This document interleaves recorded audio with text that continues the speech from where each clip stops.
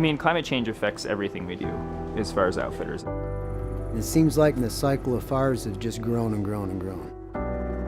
I actually think that wildfire and smoke from wildfires is the biggest single outside threat to my business.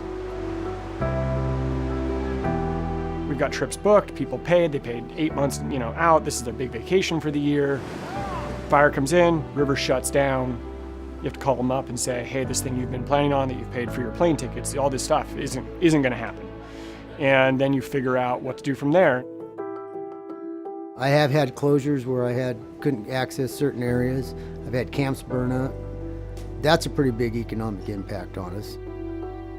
You're either transferring them hunters to a next year or giving them their money back. One of our main multi-day river trips got closed for 10 days, I believe it was.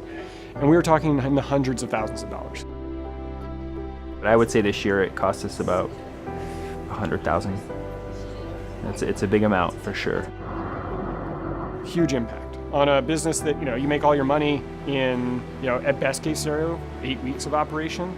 If you have 4 weeks of those, like where 1 week is your river's closed, and then 3 weeks you're more or less shut down because of smoke, it's a huge part of your business.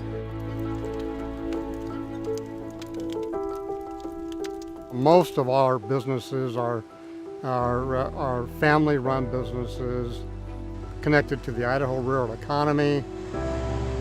It's millions of dollars that we bring into the rural economies. We were able to quantify in 2000, I believe the economic loss was upwards of 10 million. I think the conversations and the stories of how people's lives are being changed, affected, potentially put down paths of being insolvent in their business. Like that is where the power comes, because people can humanize that and connect with it. So these conversations are critical.